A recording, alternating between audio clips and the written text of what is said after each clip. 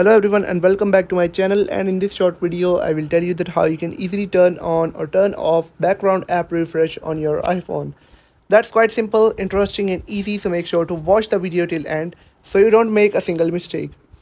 So guys, first of all, open up the settings of your iPhone and then you'll have to scroll down a bit and then tap on general.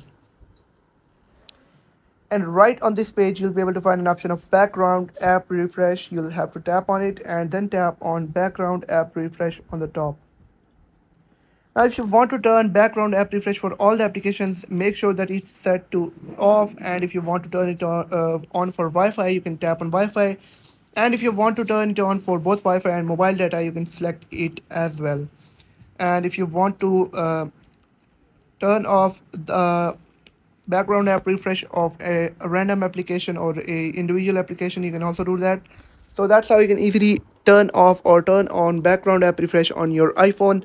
If you found the video helpful, make sure to like the video and hit that subscribe button, and if you have any questions about the video, let me know in the comment section. Thank you.